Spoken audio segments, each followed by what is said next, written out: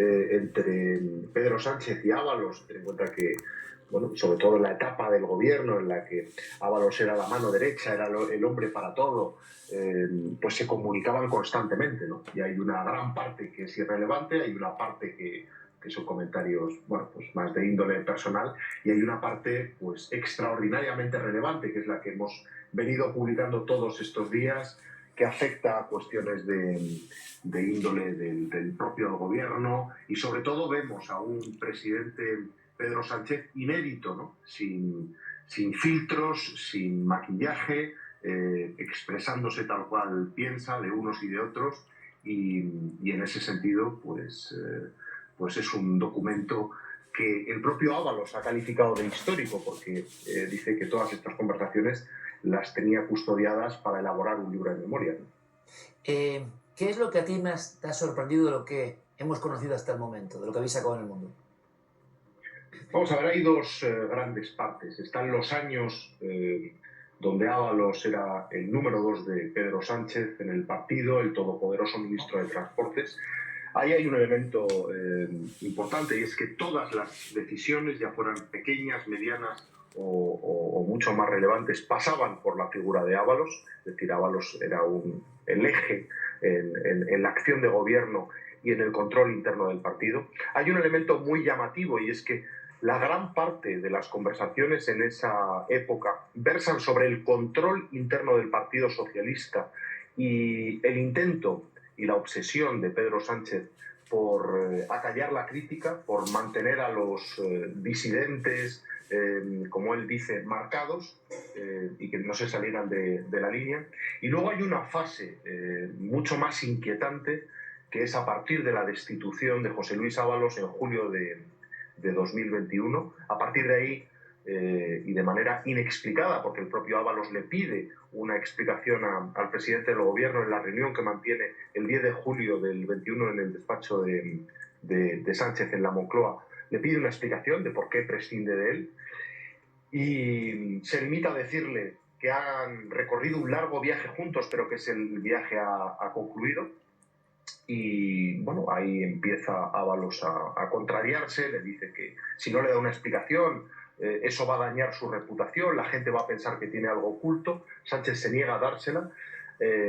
Eso da paso a 4 meses de incomunicación total, no hay contacto entre ambos durante ese lapso de tiempo, y a partir de entonces Pedro Sánchez toma la iniciativa, le escribe a Ábalos, le dice que le muestra su solidaridad por los infundios, dice, que está leyendo en los medios. Se refería a las primeras informaciones sobre Ábalos publicadas por el diario digital The Objective, y a partir de ahí se retoma la comunicación hasta desembocar en ese mensaje que yo creo que nos ha sorprendido y nos ha impactado a todos, de cuánto te echo de menos, José Luis, y cuánto admiro tu criterio político y tu amistad, ¿no? Que tanto nos ha recordado a aquel Luis Fuerte que le escribió Rajoy a Bárcenas.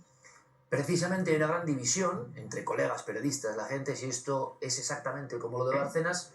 Si hay un término, que yo no sé si estos términos se lanzan como un globo sonda o no, que es casquería.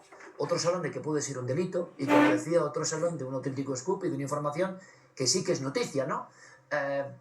¿Tendría el gobierno, como han publicado algunos medios, que tener cierto temor o estar un poco atenazado ante los siguientes episodios de estos famosos WhatsApps? ¿Hay cosas más fuertes, Esteban, que tú lo sabes, que lo que hemos visto hasta ahora?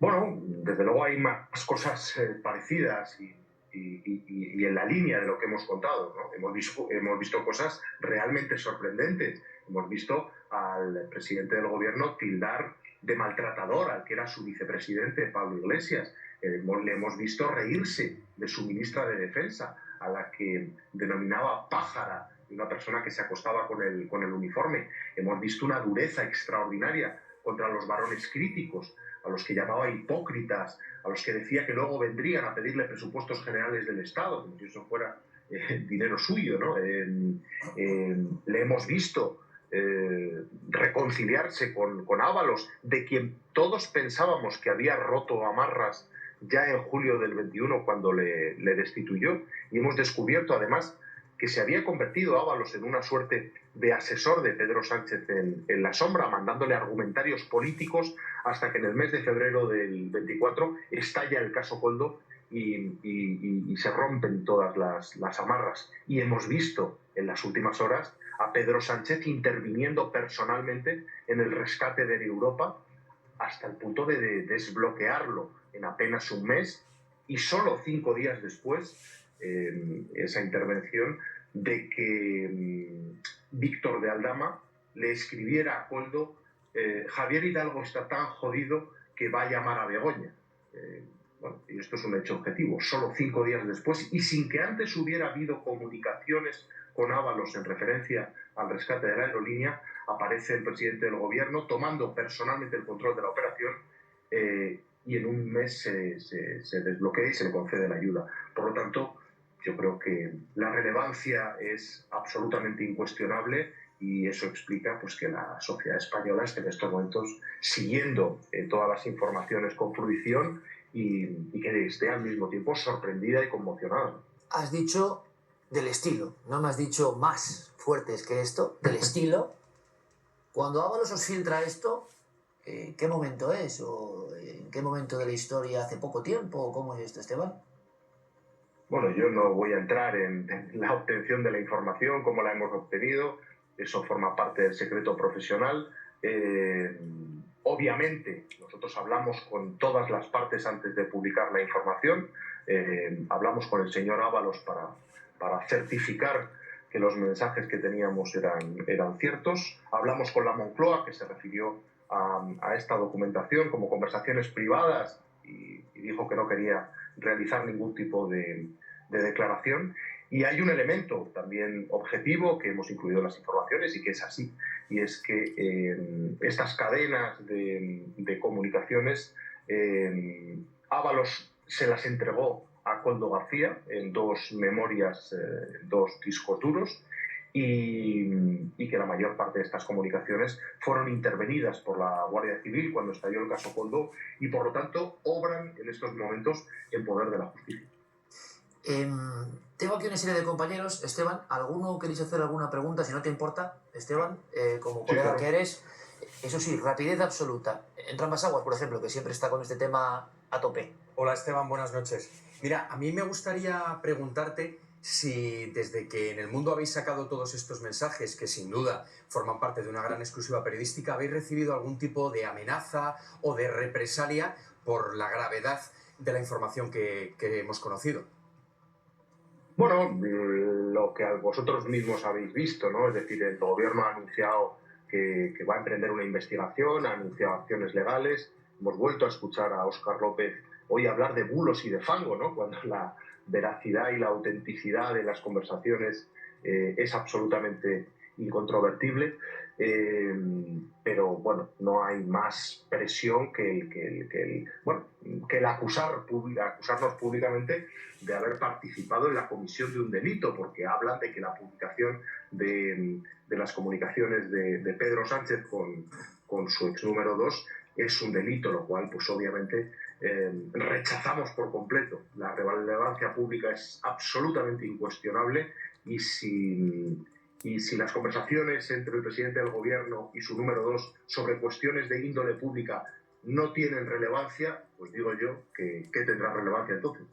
Con la misma precisión de Entrambas Aguas, ¿queréis hacer alguna pregunta? ¿Cuesta? Esteban, ¿qué tal? Lo primero, enhorabuena, y lo segundo, déjame que te pregunte, estamos hablando la llamada de de Javier Hidalgo a Begoña Gómez 3 de septiembre. El famoso chat que habéis publicado 5 días después, 8 de septiembre. Desde ahí hasta la concesión, 3 de noviembre, del famoso rescate. No te voy a pedir que nos digas qué hay, pero sí, si nos puedes decir, ¿se confirma la intermediación por parte del presidente del gobierno de ese rescate de 475 millones?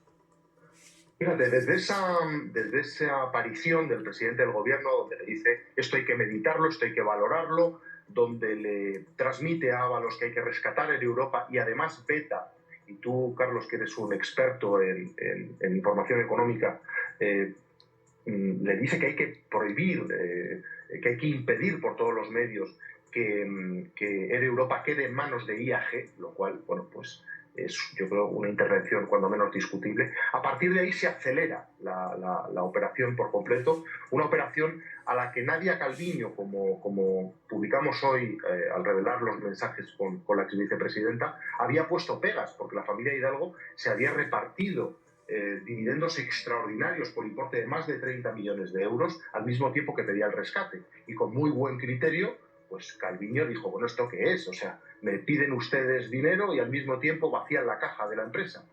En cualquier caso, interviene el presidente del gobierno, aterriza en las reuniones de la SEPI el asesor económico de cabecera de Sánchez, Manuel de la Rocha, cuando no había aparecido en prácticamente ninguna otra reunión de rescate de empresas, y entre el 21 y el 27 de octubre se aprueba ese rescate. Esas reuniones, que son secretas, que eran secretas, son retransmitidas en directo a la familia Hidalgo a través de Víctor de Aldama, que en tiempo real, y hemos cotejado en el mundo las fechas de las actas con la hora de los mensajes y demás, es cuando Víctor de Aldama le dice a Hidalgo, estoy llorando como un bebé, ya lo hemos conseguido. Cuando le manda ese mensaje, prácticamente no se habían levantado de la mesa los miembros de la SEPI que acababan de autorizar el rescate.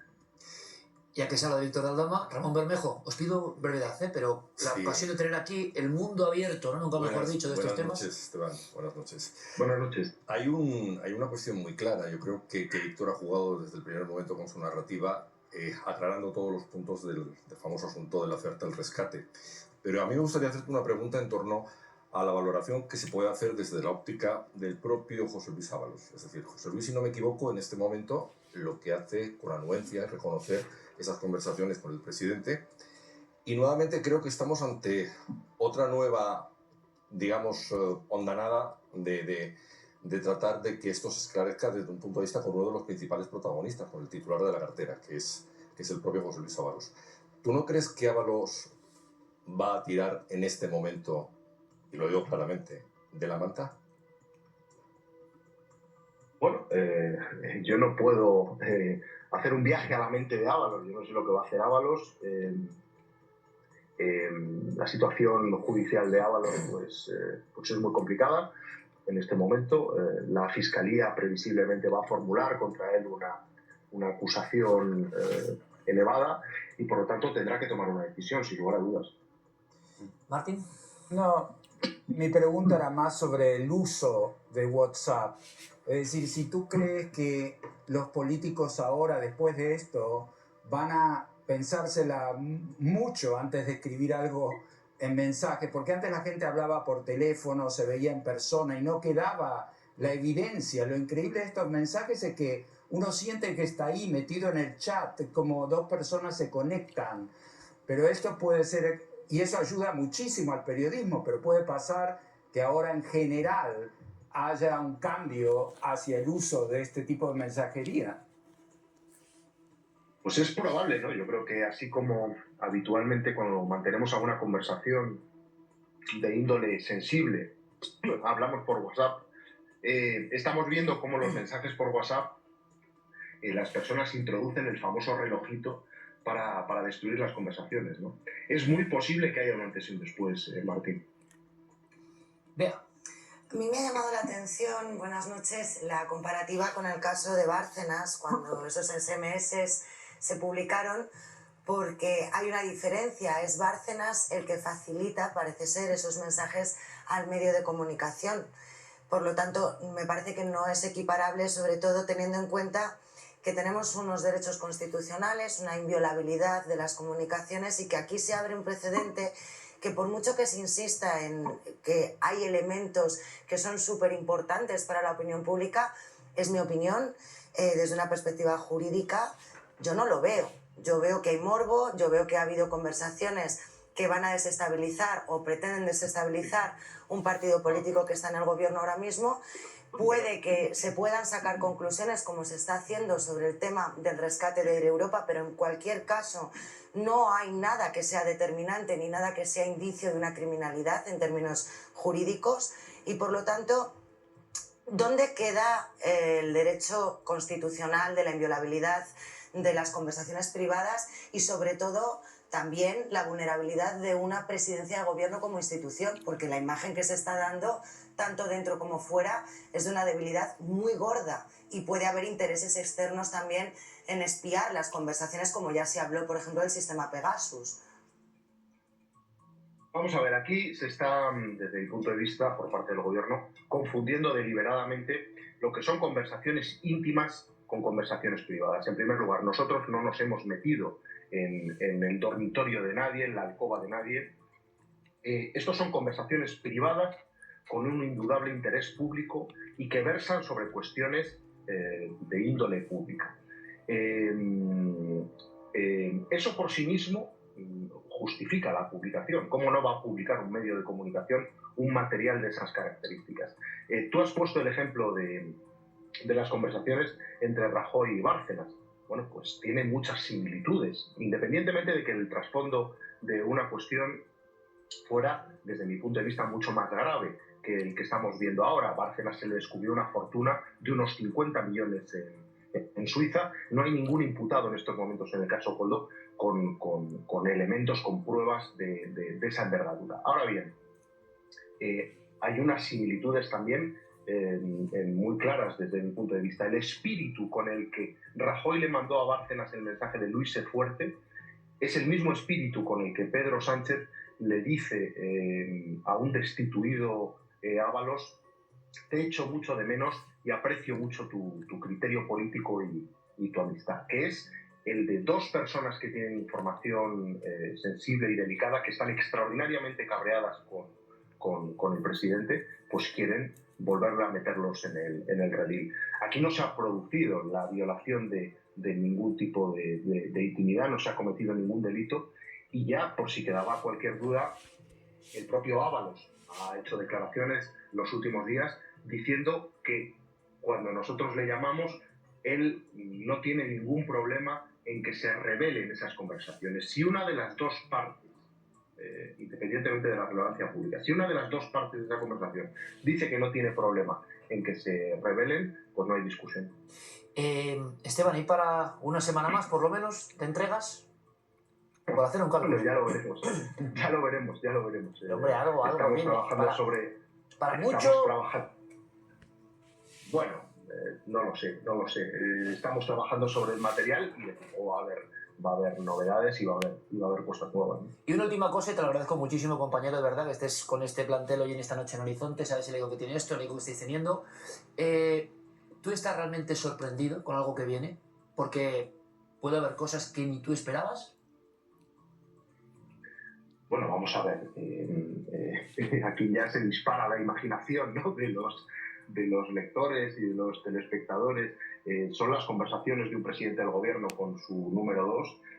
Si la pregunta es, ¿hay hechos delictivos extraordinarios? La respuesta es que no, es decir, no hay un reparto de comisiones y no hay cosas de esa índole, pero desde luego hay más episodios, como te he dicho antes, similares a lo que hemos visto, ¿no? Con un presidente obsesionado en el control interno del partido, pronunciándose realmente, diciendo lo que piensa sobre operaciones empresariales, sobre actores públicos muy conocidos, y bueno, un presidente, pues como he dicho antes, sin filtros, en estado puro, que es realmente lo que yo creo que a la sociedad española le ha llamado poderosamente la atención, y por eso en el diario El Mundo pues estamos registrando estos días cifras de tráfico récord, de suscripciones y un interés absolutamente inesperado, como tú dices. Mira, Bermejo, no sé, estamos ya casi sin tiempo. ¿Por qué me levantabas el boli? ¿Era para mí o era para este? No, porque me da la impresión, es decir, que de alguna forma y manera creo que estamos ante la antesala de una venganza encubierta por parte de uno de los protagonistas, es decir, José Luis Ábalos. Lo bueno que tiene, que en este momento se ha dado cuenta cuando lo tendría que haber hecho anteriormente, es decir, haber dado el paso hacia adelante utilizando esta información o corroborándola con el fin de hacer una defensa a ultranza mucho más poderosa, porque se van a esclarecer muchos términos, no solamente porque a lo mejor, como bien dice Esteban, no existan indicios que puedan pensar que pueda haber un delito, pero seguramente nos estamos acercando a la figura de quien sí es protagonista absoluto y es conocedor, como es el presidente del gobierno. Esteban, un abrazo muy fuerte. Gracias, compañero. Os mando un abrazo a todos. Gracias.